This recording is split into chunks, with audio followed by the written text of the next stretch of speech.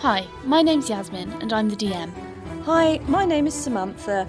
I play Elora Greyvale and she is a sorceress from the province of Nephalia. Hi, I'm Ryan. I play Ogvar Shawfort, the goat-herding, mushroom-seeking ranger from Kessig. Hi, I'm Rick, and I play Otto, a spring sage from Hanweir sworn to the land, wandering the plain and setting wrongs to right with his ursine companion, Bojo.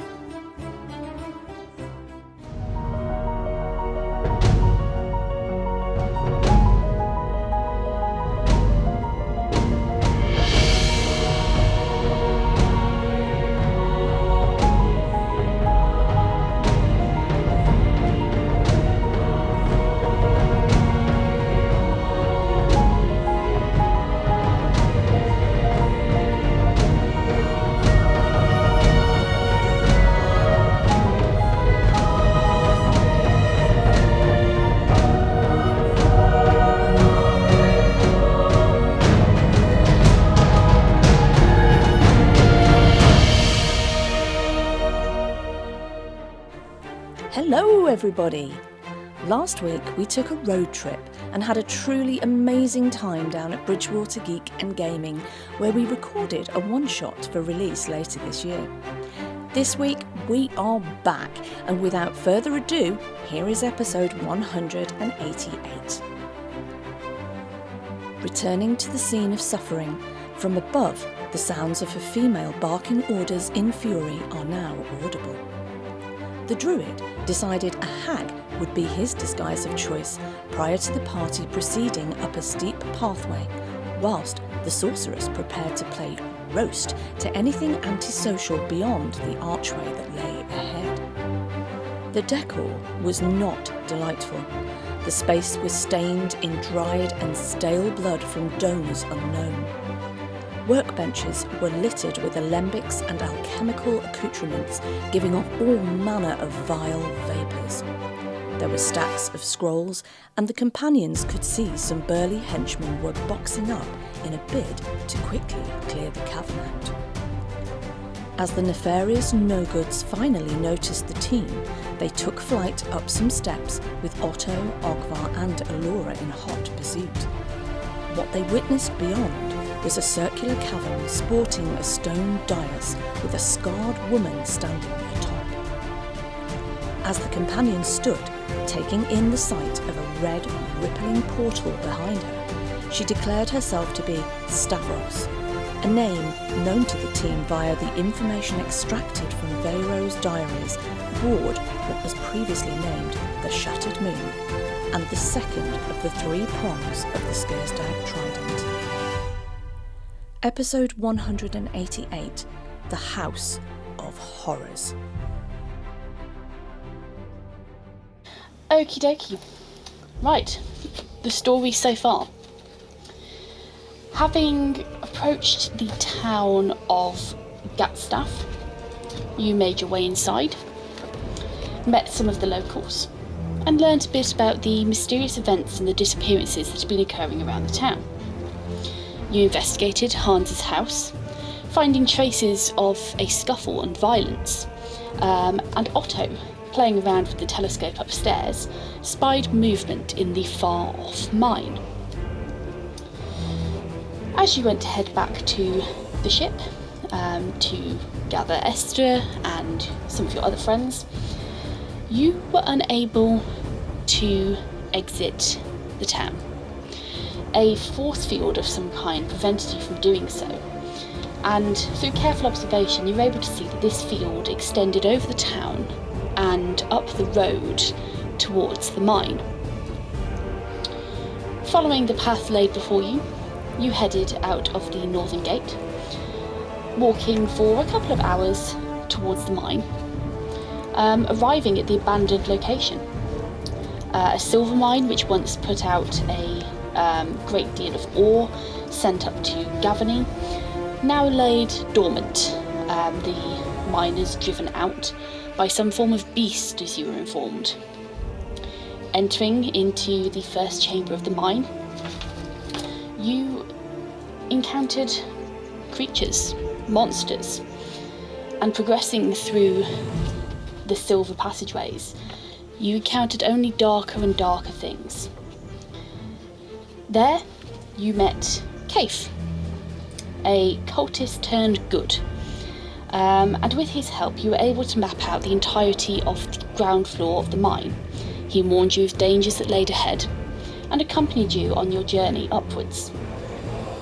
Reaching the second floor, you found yet more horrors. Green gelatinous slimes, undead shamblers, hidden doors, and survivors of this event, this great tragedy.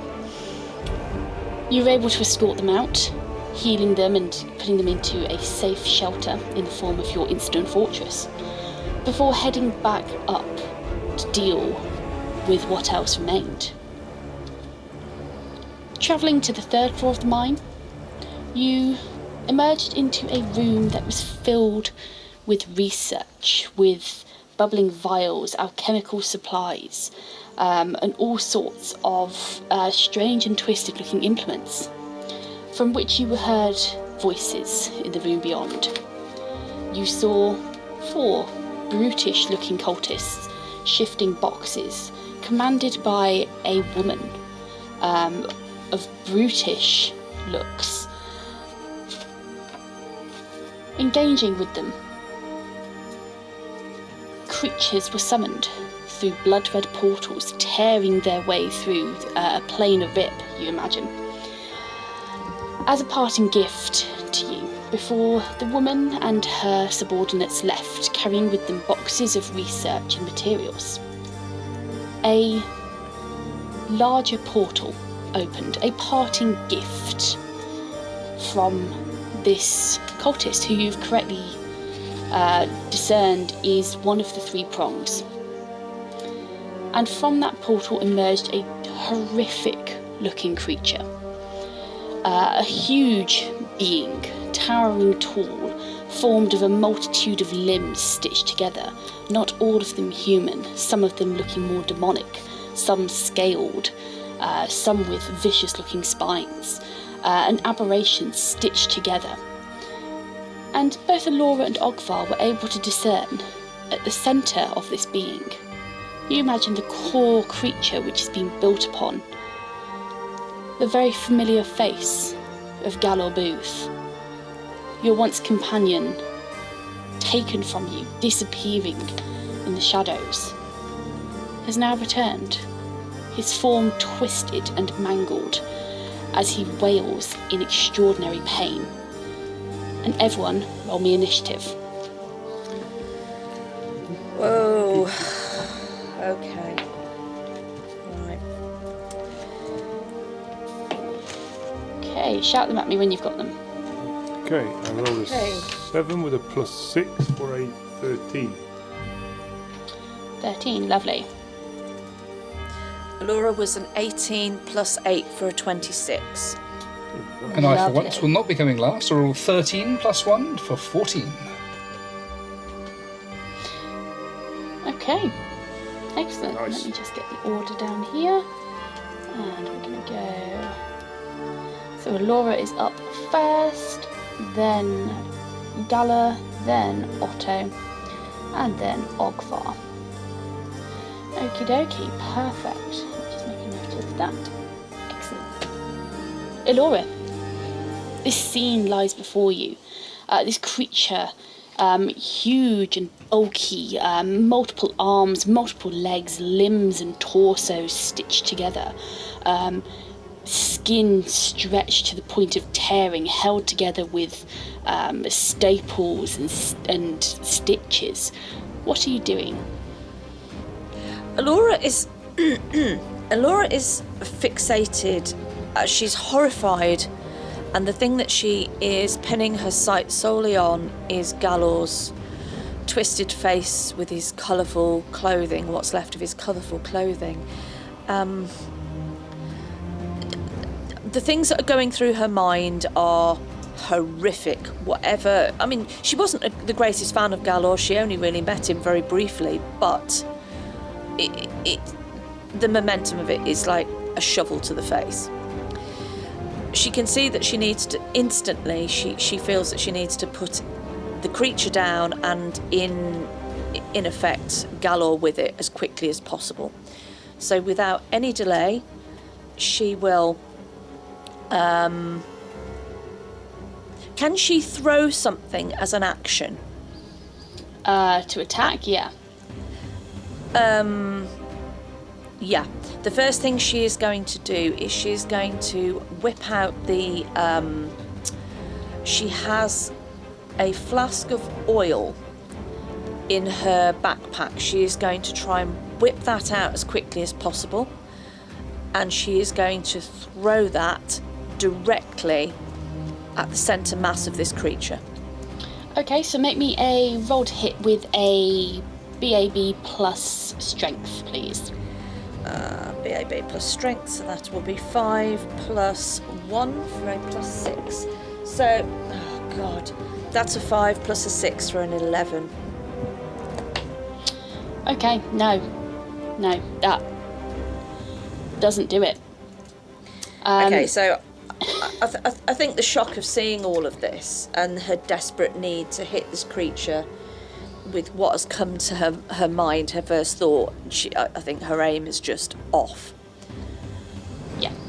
You release this flask of oil and it shatters off in the far corner of the room. You're unable to hit it directly. You didn't get centre mass, and it's got, with its multitude of flailing limbs, the oil flask has just passed through them and it's been able to dodge away as the flask shatters in the far corner of the room. Fine. Okay. Yeah, I think the frustration of that will have her just... Ah! No! No! Okay.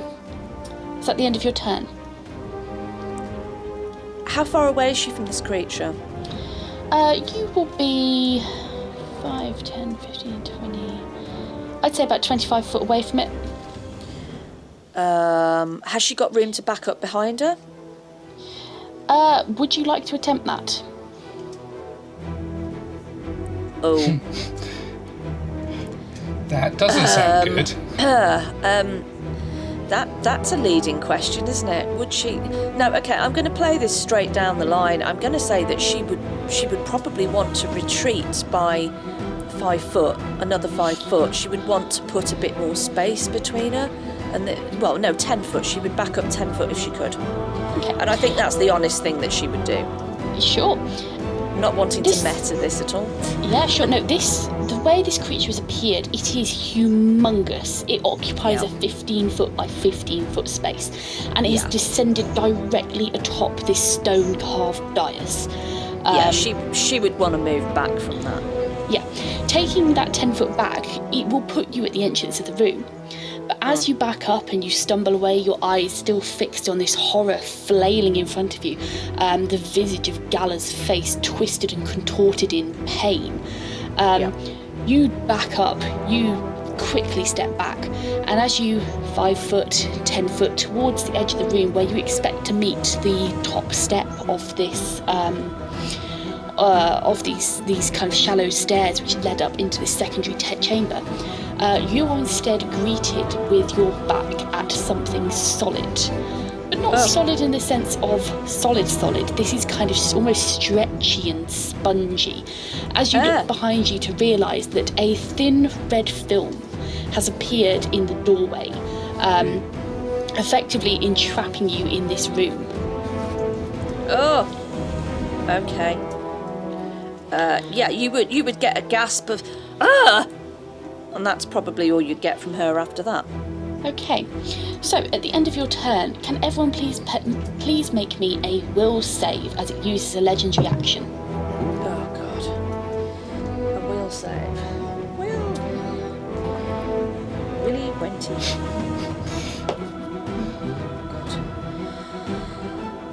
Okay, that's an 8 plus an 8 for Allura for 16. Okay, you pass. Thank God. A 4 plus a 4 for an 8 for Ogvar. You fail. 14 plus 11 for 25 for Otto. That's what you pass, want. Otto. As you back up, Allura, you feel this spongy layer, this membrane behind your back, and it is very resembles very, very closely these portals which appeared, which these strange red demonic-looking creatures emerged from, almost kind of membranous. A horrific wail emerges from the creature in front of you. The voice is distorted, a mix between tearing vocal cords and screaming violins, that kind of nails on chalkboard kind of edge, as it screeches out in pure pain. Laura and Otto, you're able to overcome this, you're able to steel yourself against the sound. But Ogvar, you are shaken for a round. So you will take -2 penalty on attack rolls, saving throws, skill checks, and ability checks until the start of next round. Okay. Ew. Okay. Ew. So, next up in the order is this creature. And as you look at this being, you see... Can everyone please make me a... I want to say a sense motive check, please. Oh. No, I don't think I've ever made one of those, and I can see why looking at my modifier. You have made sense. You've made them before. You might not have succeeded in them, but you made them. Probably not with a -1, yeah. Okay, that's an 11 -1 for a flat 10. Okay. Very average. Hopefully I'm saving all my good rolls for later on, because that was a 3 with a +1 for a 4. Oh dear. This isn't something Okay. Otto's terribly good attack, but we've got still got a 17 +5 for 22. Oh, nice. Okay. Oh no, he's not terribly good at that at all, is he? No. This is his moment. Okay. So I will say with a 10, which is standard human kind of perception range, and I would say, Ogvar, this makes sense. Did you take into account the -2 for your shaken? No. So that No, would be I'll take that as a 2. no. A 2, yeah. So the shaken effects would make sense here. You're very much shaken by this scream. You're almost kind of closing your eyes, wincing, kind of clawing at your ears, trying to make the ringing stop. But both Ogvar and Laura, you can see as you look at this creature in front of you, that there is about its eyes. And it's got many, many, many pairs of eyes, but only one set belong to Gala. And as you look into Gala's eyes, you both can see that this person, Otto, you wouldn't know Gala, you didn't meet him. Perhaps you might have heard of him, but you certainly never met the guy. But certainly Laura. Yeah, we would have told him something of Gala, but probably not in any great detail. But Laura and Otto, as you look into Gala's eyes, you see that there is very much still humanity behind his gaze. And you realise God. that he is still conscious in this form. Oh, God.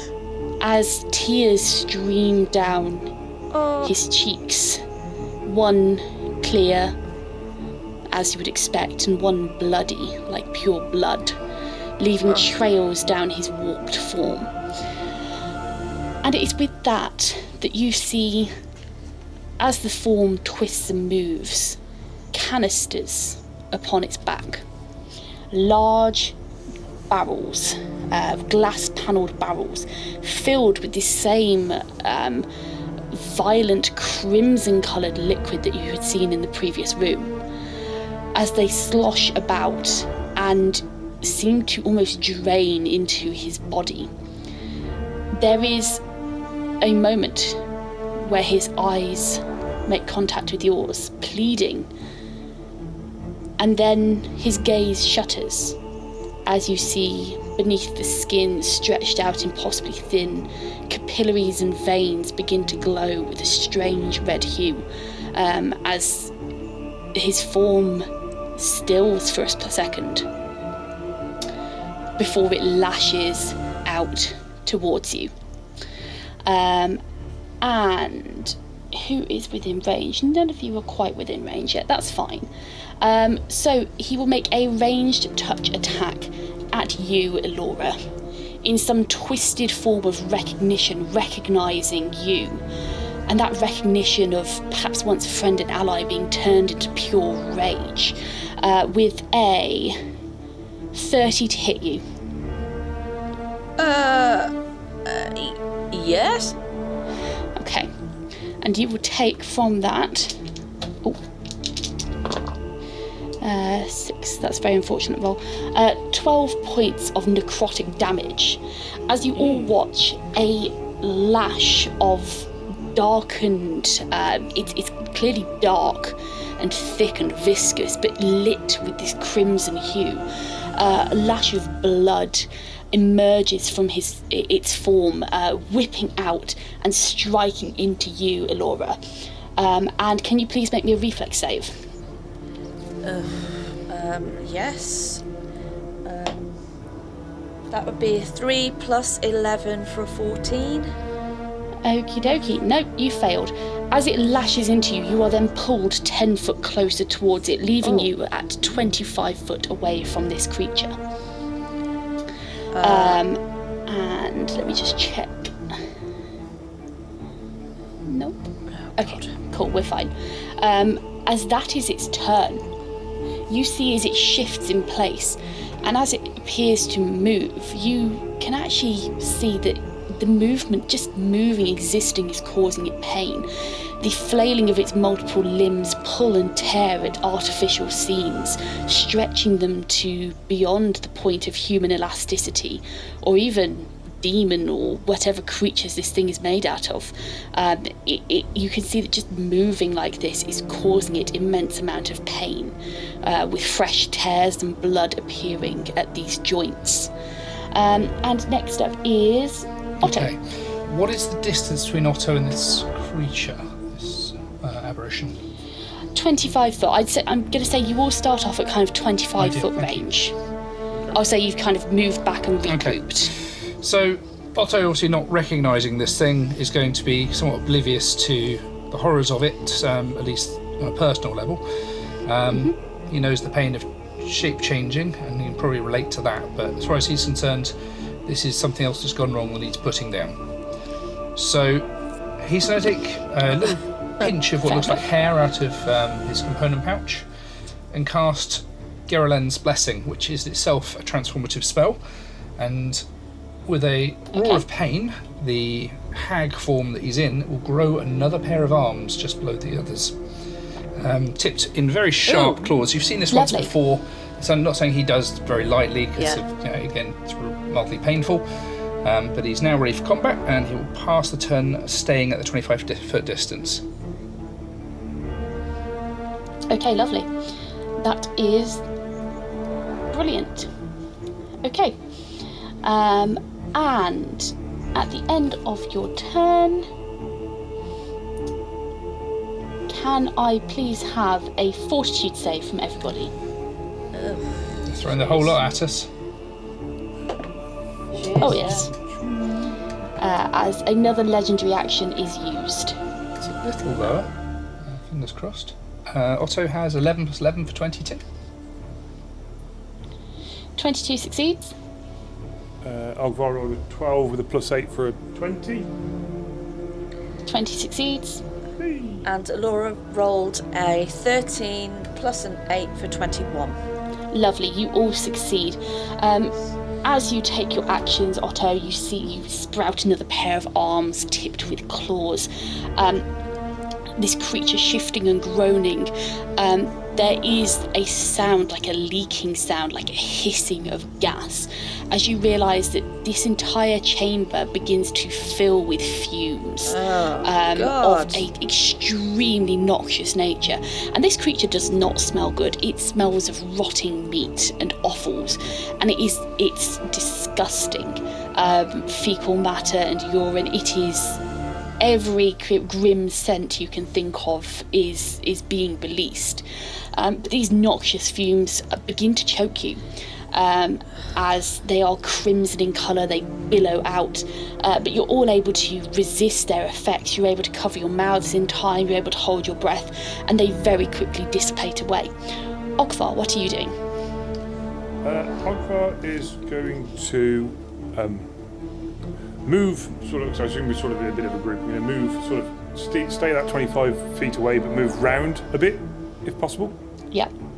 Okay. Okay. So move sort of maybe 15 feet away from Otto, I imagine, because they were sort of stood side by side.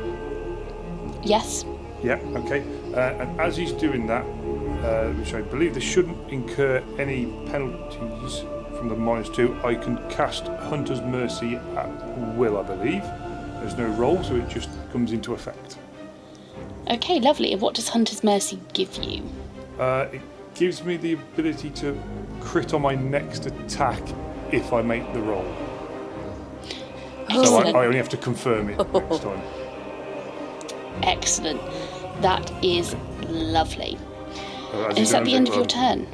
It was just as he's doing it, cast the spell and go, "Oh, Gallo, if you're in there, I don't think this is the right thing for you to be doing. I think probably time for you to go away." Full of compassion. This isn't the assistance for anybody wanting to. Okie dokie. Lovely. Elora, top of the round, you're up. Right. Alora's not messing this time. She's going to stand her ground by this, whatever the hell it is, stretchy crap that's behind her. She's going to use her once a day meta magic that she can draw on. So she digs deep, she finds that extra bit of power within herself, driven by the situation more than anything.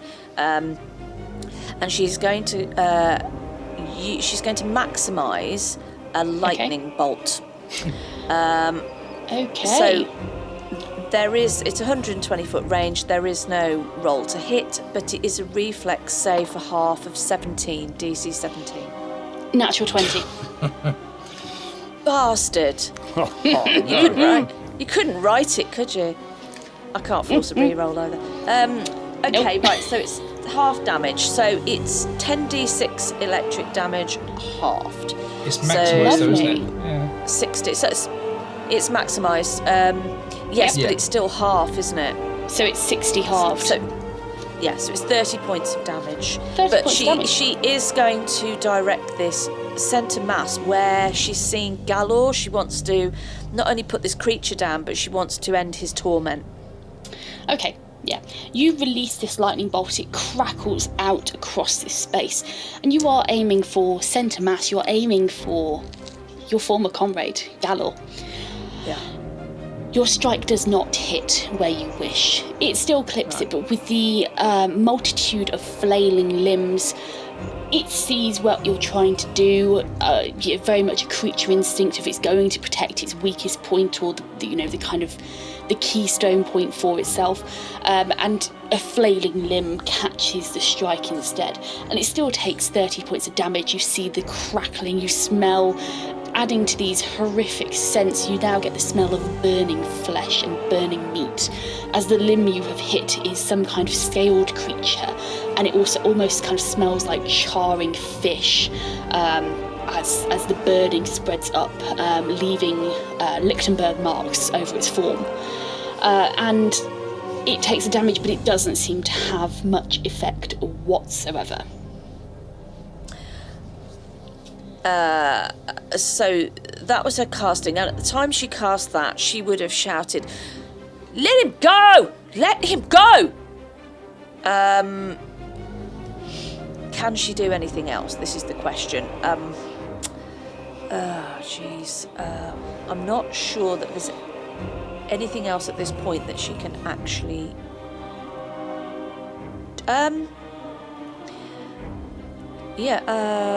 Can she use she hasn't used an action. She's used an action to cast. Has she got any other action that she can do? You can move. Is that it? No, she's going to stay. Is there any cover in the room? Are there any? So the way the room is shaped, I sent you that picture earlier of the room. You've got this dais at the centre, this big round stone dais which has been carved out from the floor. You have to the bottom left-hand corner near the entrance, there is a pile of corpses. To the far end, at the top, there is what looks like a small kind of spur of cave. It's very narrow, looks to be filled with storage. And I don't think you would have seen anything else in the rest of the room at the moment.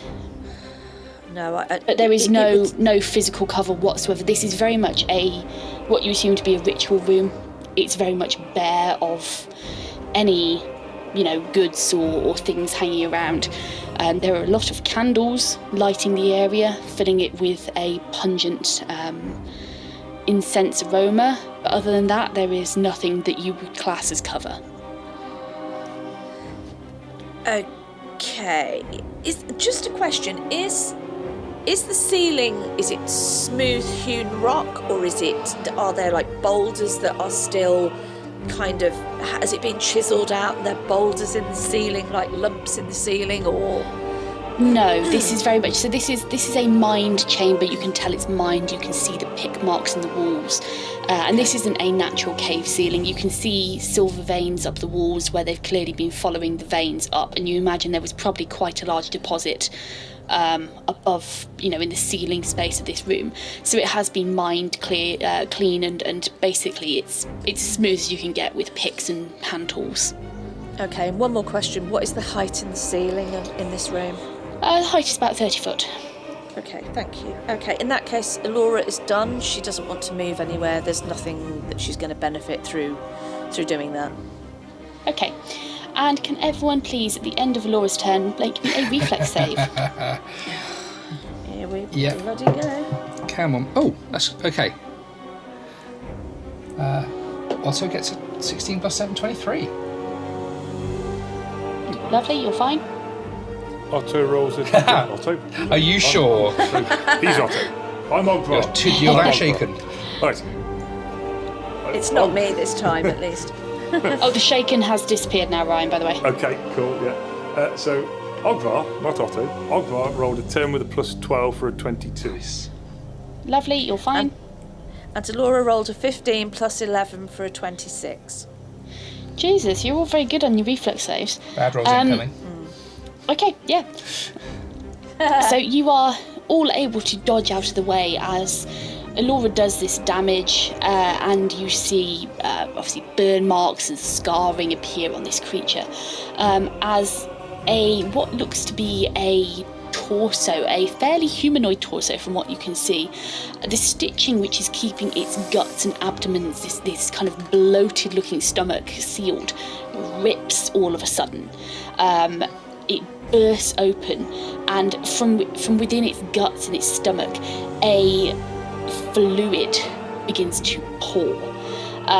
It has this same bright crimson tint to it, but it is otherwise looks to be made of viscera and dark fluid, clear pus as it floods the floor, spilling out unceasingly across the room. You're all able to dodge out of the way, you're able to step around it as it floods the floor and then very quickly almost kind of evaporates off or dries down in some places. But the floor is now coated with bits of gut and offal. But you're all able to avoid it. You can imagine that standing in it would probably not be very good for your health. You can even say it's awful. Okay. Well, Yeah, Elora it'd does be not awful. want to. Elora does not want to get her nice Cuban Hill boots melty, does she? Okay. Excellent. Okay. Next up is the creature again. And Elora, you're the one who hit it last. It's going to come for you Yeah. again Yeah, it would do, wouldn't it? with a 20 to hit you. Hang on. I just need to check Come on. because I've got. Where's my? Oh no! It just hits me. 10 paces is 20. Makes it, Yeah, beats it. hits. Okay. Yeah. As again you see this lash of thick blood emerge, and you will take a 13 points of necrotic damage as it again hits you, and I need you to make another reflex save. Okay. Oh God. That's a 15 plus 11 for a 26 again. Amazing. Come on. You are fine. You escape. You take the damage. This lash, this tendril of blood smashing into you, and you feel as it touches your skin the negative energy and it's just pure necrotic damage. As you can imagine, it's left a dark mark, not a bruise, but a black mark across where it struck you, as you kind of almost feel your life force drain away. But you are able to escape its pull as it attempts to curl around you and drag you forwards. So you remain where you are. Perfect. Okay. And next up we have Otto. So I think it's time to get stuck in, to a certain degree at least. So Otto is going to... I'm slightly cautious. I'm not quite sure he wants to actually charge in this time because it could be worse. But you know what? We're going to give it a go. We're going to go for a charge action and just make sure we try and get something in. All right? So it's plus on the attack roll, -2 to my AC until the end of the turn. And it's only the one attack. But we're going to lash out with one of my natural claws. That is a nat 20. Yes! Yes! Hey. Okay, I am not going to ask you to confirm the critical. That hits. Amazing, right. So. Okay. Yep. Would you like to roll me the damage? So just to confirm, Yaz, are we doing dice plus max damage, or what are we doing at the moment? It's been so long since I've done a crit. Max. It's max on the first, and then you roll a second Well, lot. that puts us one under max, I guess. We're adding the bonus once or twice? Again, I never crit. Add the bonus twice. I thought it was max damage doubled and then roll again, but you don't. You only add bonuses once. Yeah. No, that's only if you've got a 3 Yeah, times, that sounds I think. about right. So. Oh, right. Yeah, sorry. Natural. Right, okay. Yeah, so what it'd be is max damage on one, roll, and then you get the bonus once. We're you said. Yes. Because bonuses don't double. So we're coming in actually pretty well. Makes sense. With 18 points of damage from that claw. 18 points of damage. Nice, that's lovely. So do you want to describe that for me? Run in, initially on the fours, lash out with one of those claws as he gets close enough, and tries to rip off one of these extra limbs that this thing seems to be sporting. Okay, so as you rush up, you deal that melee damage. And as you deal that melee damage, you realise too late this creature is covered in pustules, filled with a horrific looking contents. Some of them are milky white, some of them are pale green, some of them red, some of them black. And as your claws come down and slice into it, you burst several of these pustules, and you will take 4 points of necrotic damage in turn as you strike it. Well, Otto will let out a very big yell in pain, and then he's going to continue to try and disembowel this thing. Yep. They smell rancid, by the way. They smell absolutely rancid. Have you woken up and slept next to it after having slept next to a skunk before? Because I'm pretty sure Otto has at some point. He's having to dig deep, but he's there. It's right. The smell is not going to put him off. The taste might, but we'll get there in a bit. You know what? I genuinely thought that was going to be a Rick quote then. I was like, when the fuck have you been that you've slept next to a skunk? I've met one and I've stroked one, but I've never been sprayed by one, thankfully. Oh, I was actually really looking forward to that being a real life thing, because I was going to find that really Sorry funny. to disappoint you, but I'm not disappointed to have avoided that particular thing. It's not the experience I want. Whenever somebody mentions a skunk now, I just think of that film. What was it called? Was it something Great Outdoors or something like that? Was it? I know the what one was you it mean. called? I can't remember. Yeah, with Boog the Over bear. the Hedge. No, you're thinking to the. We're talking about this last think of the name week, of it. weren't we? Yeah. Yeah. But I think it is the Great Outdoors. Yep. Yeah. It's the other one. Yes. Anyway, Horrible moving onwards. adventure. Horrible creatures. Bad smell. Focus. Okay, it's at the end of your turn. I suspect it Otto. probably is. Yeah. Okay, lovely. You are now within its reach. And Otto, I would like you to make a reflex saving throw, Okay, please. I've had the 20. Now it's time for a 1. It's not. It's an 11 plus 7, 18. Okay, you're fine. Can anyone else hear the disappointment in Yaz's voice? No, I'm completely happy with this. This is going lovely. Okay, yeah. That's worrying, isn't it? You're able to dodge out of the way, making that reflex save, as the limbs that surround you, as you've kind of rushed up to claw in, there's a multitude of limbs around you. They begin to spasm and twitch wildly, slashing around you, and you're able to dodge away as to avoid taking any damage as they flail. And Ogvar, you're up. Okay, so Ogvar is still just going to keep sort of circling round as he does, skirting around the edge. Yep.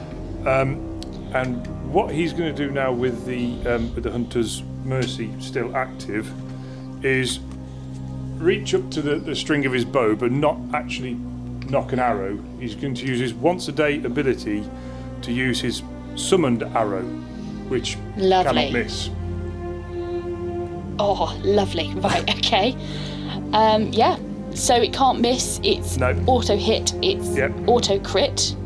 Yep. Nice. It's extra damage. So, yeah.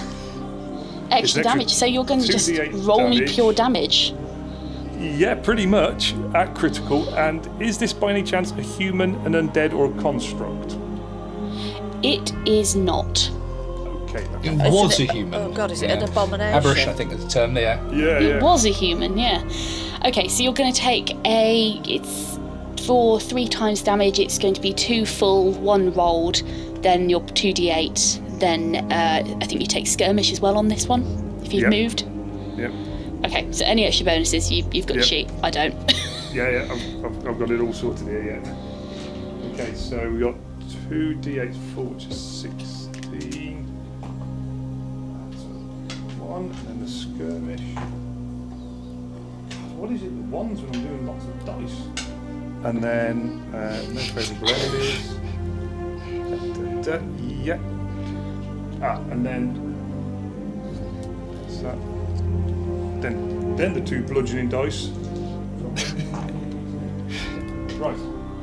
I am there, and it's again out of 6 dice, so 3 of them are 1s. Oh my gosh. Oh. Yeah, so that's 16. I'm doing some sums. 3, 4, 2, 4, then 1 from modifier, 1 from point blank.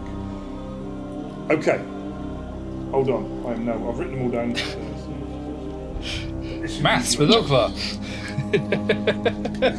This is the worst. This is when Ogvar space takes off his shuttle boots launch and uses countdown his I've toes heard. to count. It's like the count again, isn't it?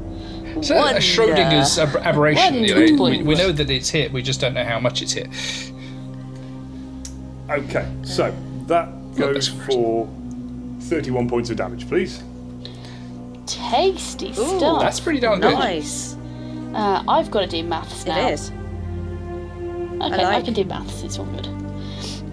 Okay, brilliant, yeah, lovely. You release, having had Hunter's Mark active, you summon your, this silvery arrow, was it? Magical silvery arrow? It's Wisps, it's wind. Yeah. Excellent, I remember what I gave you because I'm a good DM. Yeah, you summon this bolt of force, this arrow made of pure winds. You fire it, and it shoots true. You're able to hit into what looks to be one of the weakest joints on this creature. You can actually see stitches hanging free, as if someone didn't have time to finish stitching it together, and they just left the tail ends hanging free. And you can actually see that one of the tails is still through a large darning needle, which they've just carelessly stabbed into the creature's skin to keep the needle. And you're able to hit, and it does sort of significant damage. You hear stitches tearing as the limb becomes loose and floppy, now detached, or mostly detached from the creature. That was a lovely hit. Is that the end of your turn? I've moved, I've shot. Yep, that's good. Thank you. Lovely. Okay, so to the top of round 3, Elora. Indeed. Laura has also just realised she is wearing a ring of protection +1, which gives her an extra 1 to her AC, which she has missed off her sheet somehow. I've just spotted that. So, yeah. So my temp AC is actually 21 now. So just correcting that at this point. Very relevant, I think. I think the next thing that she would do is let off a series of scorching rays. She's going to attempt to cast scorching ray. So it's roll to hit. So I'll start with that first. There's 3 rays that she can, and she has to roll to hit with each.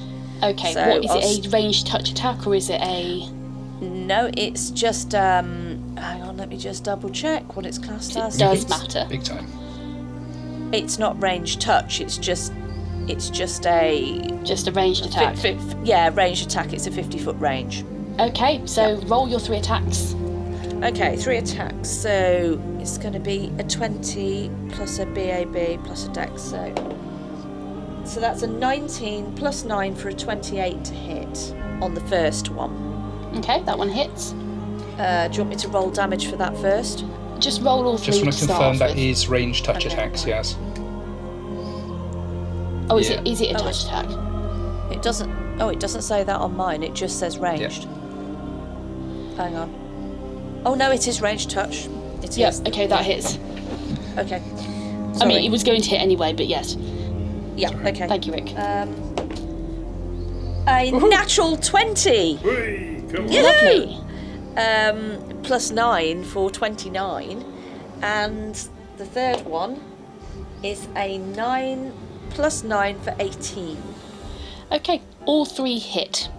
Yes! Excellent. Awesome. So, I'm going to roll, what's the damage? Damage is 4d6 fire per ray. So I'll roll for the first one. Okay. That's 5, 7, 8. That's 9 for the first one. Okay. The crit is just... What happens with the crit on a spell? It's just a roll, isn't it? You don't get criticals You on do spells, this do you? attack roll. No, you don't. I don't think... Yeah. Do you? You can crit with raise. Okay, then it's 1 full, 1 rolled. Okay, so that's 4 6, so that's 24. 24 plus... Oh my god. Oh Don't my think god. there's as many ones with that okay, one. 24... no, 2 6s, a 5 and a 2 on that one. So that's 24, 20, 30, 36, 37, 38, 40, that's up to 43, and the last ray, 43, that's 48, 49, 50, that's 52 points of damage in total Laura. for all 3 rays. Oh, wow. Ouch! Yikes. Okay, let me do Crikey. maths. 52, you said. Yeah, 52. Yeah, that included the crit. Nice. Lovely. Nice. Yeah, that's good. Ogvar's turn for a nat 20 next.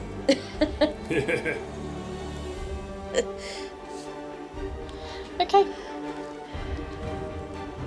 Brilliant. Yeah, That's, she's going to be whirling her hands around and literally throwing these one after another with absolute she's just vehemently throwing these. She's violently throwing these. She's been Okay. damaged by this creature and she's not happy. yeah, you do that. You fire off 3 rays of scorching heat, and they all hit. You hear the sound of skin popping and sizzling, pustules bursting in the temperature, and yeah, it seems to have done some decent damage. Yeah, I think she would also shout, "I'm so sorry, Gala. It's got to be done." Okay, and with that, at the end of your turn, because I'm assuming that's the end of your turn. Yes, that's the end of her turn. She's not going to move. Okay, can you all please make me a will save? Ugh. Here we go again. Otto has 17 plus 11, Okay, so that- 28. Okay, you're fine. And that's an 11 plus an 8 for a 19 from Laura. You're fine. 10 plus 4 for a 14. Ogvar, you are not fine. That's fucked. As you are all engaged in combat again, almost responding to your words, Alora, this distorted voice once again screams out, and the screaming has been constant. It doesn't stop. Multiple mouths screaming all at once. But this one is distinct in its horror, having seen Galler's jaw drop unnaturally wide as this sound emerges from his throat. And Ogvar, you are again shaken until the end of the round. So -2 on attack rolls, saving throws, skill checks, and ability checks. Okay. And next up we have Galler. Lovely. Choices. What do we do? Okay.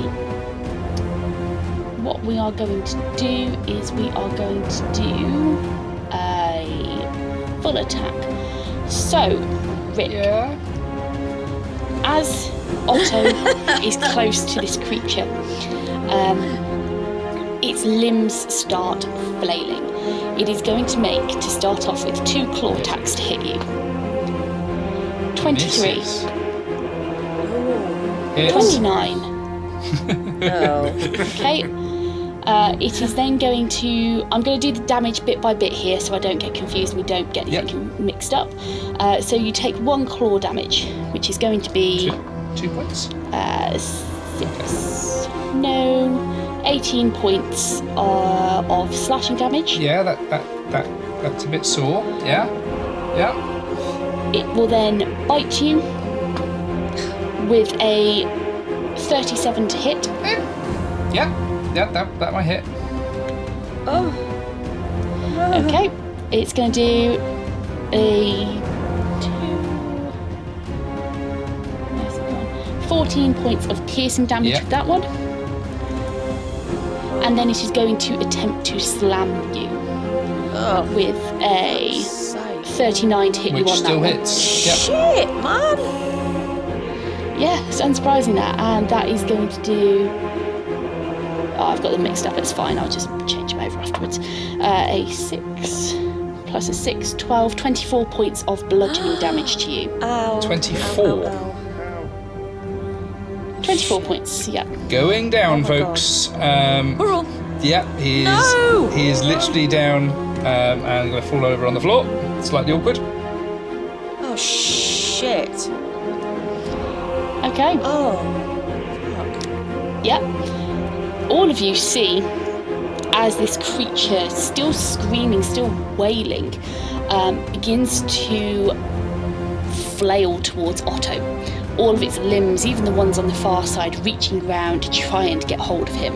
As one claw misses, a second claw catches him. As the claw catches him, a head on the end of a limb swings round and bites into his shoulder. Not normal human teeth, but almost like the jaws of a shark. And then as it's bitten into him, another limb, this one twisted and gnarled to look like a bulbous kind of tree almost, formed from hands and arms fused together and grasping at the centre at the end, slams into him as your friend is knocked down. Oh, God. And Otto, we will be starting death saving throws on this round on your turn.